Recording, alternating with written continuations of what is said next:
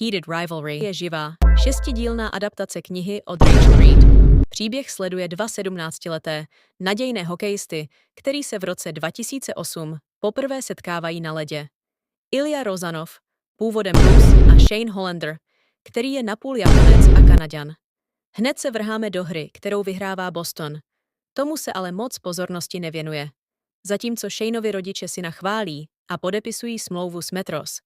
Naopak otec Ilji je nespokojený a svého syna nazývá líným. I on však podepisuje kontrakt s rivalitním týmem Metrose, s Bostonem. Ještě ten den se oba chlapci střetávají v posilovně, během které se trošku zblíží. 6 měsíců poté se spoznáváme s Iljovým bratrem, který si očividně opět půjčuje peníze. Když už se ozval bratr, tak se ozývá i otec, který znovu nadává. Teď ale proto, že Iljův tým prohrál. Díl se přesouvá o dalších 6 měsících dopředu. Teď ale do začátku natáčení reklamy, při které se chlapci zasmějí a následně Ilja prozradí, že společné natáčení bylo jeho nápadem. Poté se ještě chlapci zblíží v umývárnách, kde Ilja testuje Shaneovi hranice. Ten místo nesouhlasu pouze namítá, že stadion není vhodné místo, takže se domlouvají na první schůzce u Shanea v pokoji. Tam Ilja opravdu přijde. Zjišťujeme, že měl Ilja už v Rusku mužskou zkušenost a zároveň si dávají najevo, že je celá schůzka pouze ze zvědavosti a řekněme rebélie a adrenalinu. O 7 měsíců později se znovu setkávají na rozhovoru před zápasem, kde novinář vychrlí otázku na Ilju na způsob Eminema. Ten má s angličtinou a odpovědí zjevné problémy, takže místo něj odpovídá Shane. Následně sledujeme jejich další rozhovor, při kterém Ilja prozrazuje své číslo pokoje. Tady se poprvé setkáváme se Scottem Hunterem, kapitánem New York Admirals. Ten je pro nás důležitý hlavně proto, že pravděpodobně slyšel Ilju. To můžeme odhadovat díky pohledu, který Shaneovi věnoval, a díky zmínce, že je jeho pokoj hned vedle. Shane, který je z toho zprvu vyděšený, i přesto za Ilju dojde. Nic velkého ale tentokrát neprobíhá. Především domlouvají schůzku na jejich další setkání a pod pseudonymy si vyměňují telefonní čísla. Ilja jako Lily a Shane jako Jane. Schůze, která se měla konat za 2 týdny, nevychází a my se setkáváme se Světlanou. Iljova kámoška z dětství a nezávazná společnost. Shane a Ilja se znovu setkávají až na Rookie of the Year Awards za 4 měsíce, kde Shane vyhrává. Ilja je většinu času oslavy na střeše, kde ho Shane najde a konfrontuje.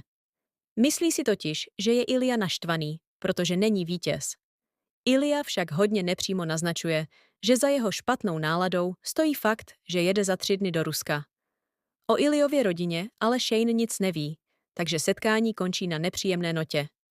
Oba dva to ale přecházejí a my dál sledujeme pouze kompilace momentů, kdy si píšou z období 2011 až do podzimu 2013. Na podzim se spolu znovu setkávají a poprvé spolu mají pohlavní styk. Fun fact. Tento moment je podle herce Conora chvílí, kdy se Ilja zamiloval. A tento moment je podle fanoušků chvíle, kdy se zamiloval Shane. Další scéna je až olympiáda v Rusku o rok později. Shane se od spoluhráče dozvídá, jak je země pro otevřené geje nebezpečná, což Shanea vyděsí a Ilju kontaktuje. Bez odpovědi.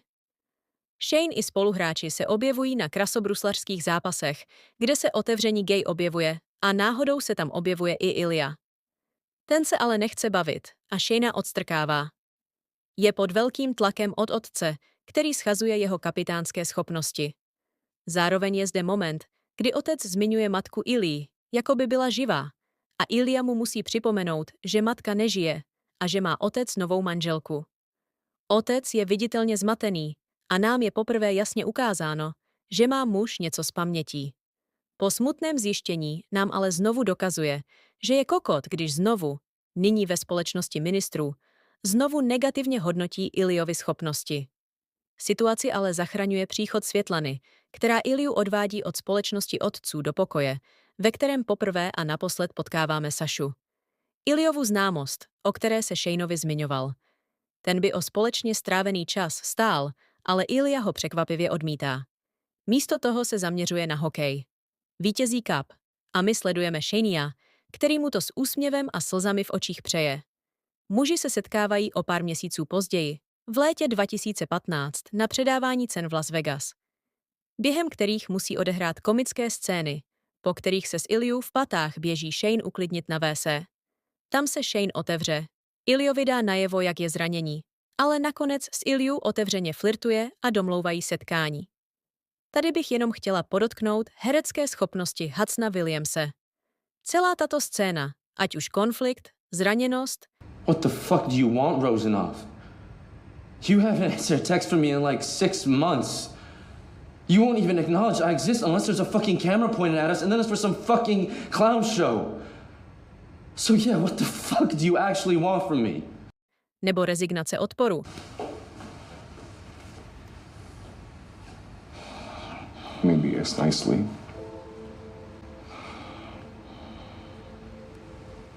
A otevřené prošení o kontakt. Please. Bez ohledu, kolikrát jsem scénu viděla, tohle mě vždycky chytne za srdce. Setkání končí hořce. Po aktu je atmosféra trapná, Ilia se nechce bavit a následně Shania vyhozuje bez toho, aby se sám alespoň zvedl z postele. Zjevně ublížený Shane ještě ve výtahu píše zprávu "Ani jsme se nepolíbili", kterou ale neodešle. Fanouškům, kteří jsou stejně zranění jako Shane, přece dává smysl po týdnu čekání předložit jiný pár. 3 díl se zaměřuje na Scotta Huntera a Kipa. Jejich cesty se skříží cca v listopadu 2013, kdy se Scott začne opakovaně vracet do smoothie baru. Mezi Scottem a Kipem panuje chemie, ale i problémy.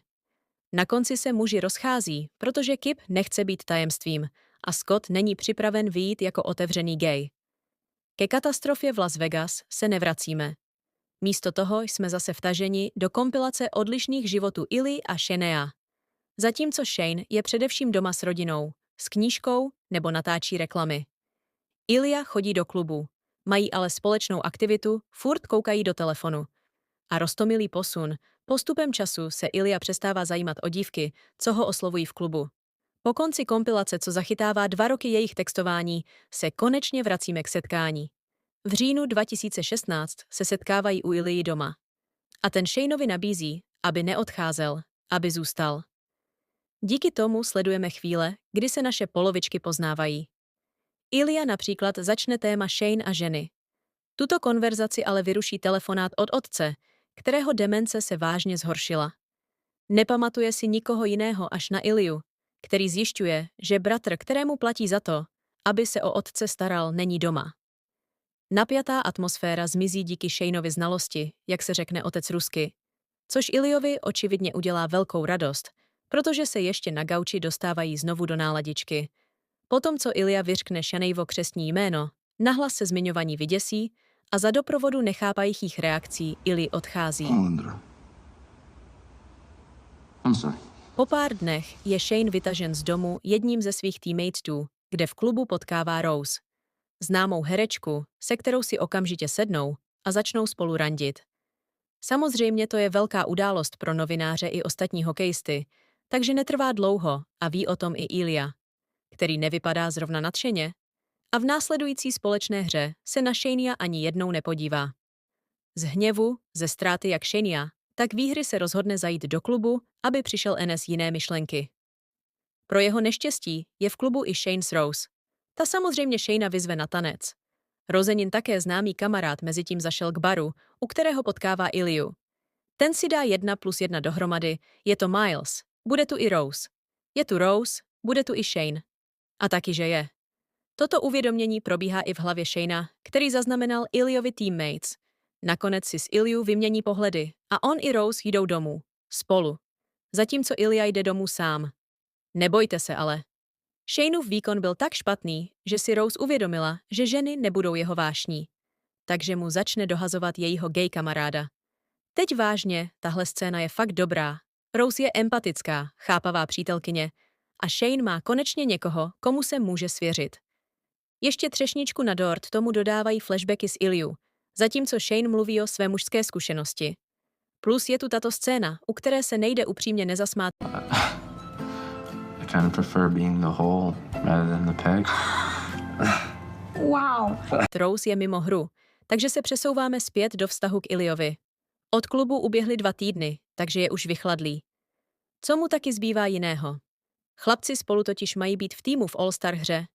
Během nezávazného konverzování u baru je dokonce nadhozeno téma Rose, takže se o rozchodu dozvídá i Ilya. Díky nově nabitému zjištění se během společného pobytu znovu zbližují a znovu v hotelovém pokoji setkávají. Tam se Shane omluví za útěk, zpanikaření, vyzdvihne atmosféru, která tehdy panovala, svěří se, že gay, a zeptá se, jestli by mezi nimi někdy něco mohlo skutečně být. Na to Ilya odpovídá, že to není možné, protože by pak už nikdy nemohl zpátky do Ruska. Slovo dalo slovo a svěřuje se i s nemocí otce a úmrtím matky. Setkání ale končí šťastně. Vítězně končí i další hra Bostonu. Ilya si ale nezaslouží více než 3 šťastné momenty, takže hned po výhře zjišťuje, že jeho otec zemřel. Během několika hodin se tuto smutnou novinu dozvídá i Shane, který nabízí svou náruč na utěšení. Ilya je v Rusku a připravuje pohřeb. Ani to ale není brzdou pro jeho bratra, který znovu žádá o více peněz. Místo toho mu Ilya slibuje darování bytu a založení fondu pro neteř za oplátku klidu a žádného kontaktu. Do hádky přijde i Světlana, která Ilyu ujistí ve své náklonnosti a pak prohodí. Doufám, že ten Jane ví, jaký má štěstí. V kontextu upřímné lásky, kterou k němu Ilya pro ní očividně má. Tato citlivá událost Ilyu donutí Shaneovi zavolat a po pár neúspěšných pokusech mluvit anglicky mu Shane nabídne, aby se vypovídal v ruštině, což on taky udělá. Takže dostáváme 4-minutový monolog v přirozeně znějící ruštině, z něhož je pár sekund dokonce vyznání lásky. Не так, как я люблю тебя. И вот в чем вся хрень. Я хочу только тебя.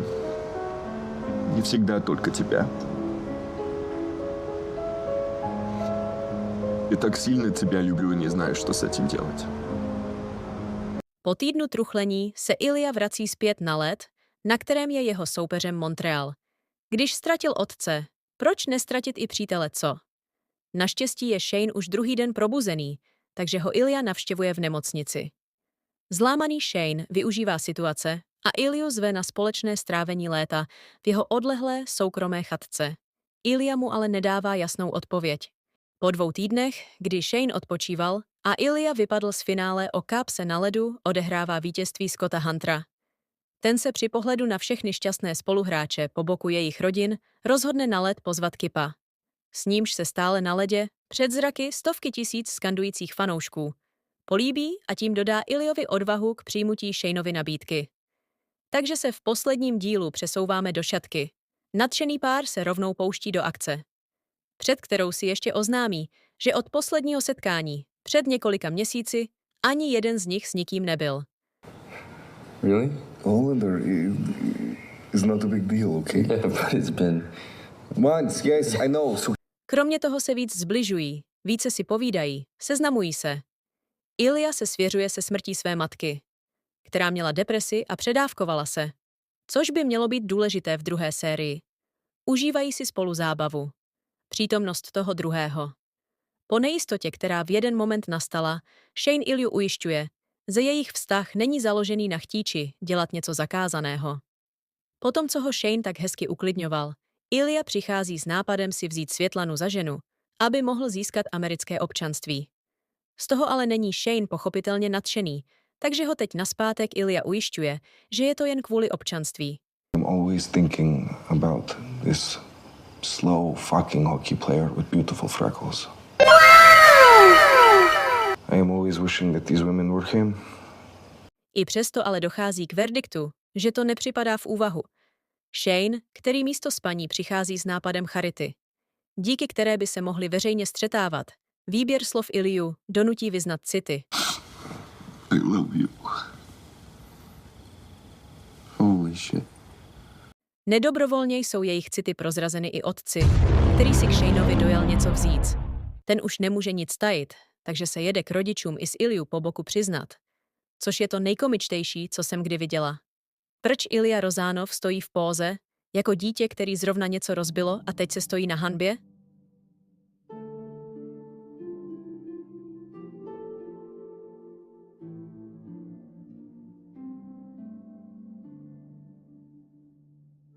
Následně před rodičema zvolením špatných slov přizná, že s jejich synem spí. Lovers. No, Ilya, that's gross.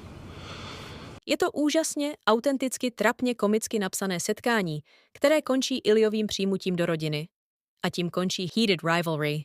V USA nejlépe hodnocený neanimovaný seriál na HBO Max. A v jeden moment s hodnocením 10 z 10 byla 5. epizoda nejlépe hodnocenou epizodou roku 2025 na IMDb.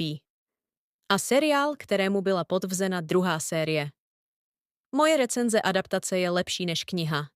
Hodně lidí si stěžuje, že při čtení mají pocit, jako by četli Wattpad příběh. A souhlasím s tím, osobně mi to nevadí, ale chápu to. Pro mě není žádný konkrétní důvod, proč by kniha byla špatná. Pouze je adaptace tak dobrá, že knihu zastinuje. Connor, herec Ilyi, předvedl neskutečnou práci.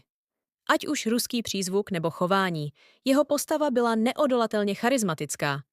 Naopak Shane byl krásnou ukázkou toho, Zeboton nemusí být simp. Hudson je ve svý podstatně neznámý a neskušený herec, který ale umí předat emoce. Jeho pasáže jsou jedny z mých nejoblíbenějších a v člověku umí vyvolat emoce. Obě ženské postavy jsou vykreslené sympaticky a empaticky. Jediným mínusem je pro mě 3. epizoda Kipa a Scotta. Jejich příběh je v kontrastu s Ilyovým a Shaneovým telenovelový. Nic není pořádně vysvětlené. Ačkoliv se v knižní sérii jedná o dvojici z první knihy, tak to působí jako pár, který byl vytvořen jen pro zesnadnění a ukázání cesty hlavní dvojici. Seriál je hodně explicitní a hodnocen 18+, což je pochopitelné. Řekla bych, že se jedná o nejžhavější gay seriál, který není vanilkový. Je mi líto, že u některých fanoušků zájem o pikantní scény zastínil vnímání romantiky, budování vztahu a character development. Takže pokud chcete mít plný zážitek, doporučuji prvně přečíst knihu a pak až sledovat seriál. Stejně už ho máte vyspoilerovaný. Where's the love? Where's the love making? Why is it about butts getting destroyed and holes getting ruined? What about the caresses? Am I right, guys? What about this back getting broken? That's What what I'm about talking some about. kitchen sex? Let's bring some props in. Let me just. Baller. I'm gonna crawl out of there by season 2, broken and on a stretcher. Y'all- We have a stretcher on season 1, but it's for the wrong reason. Next season, it's got to be Ilya ruining If we this. get there.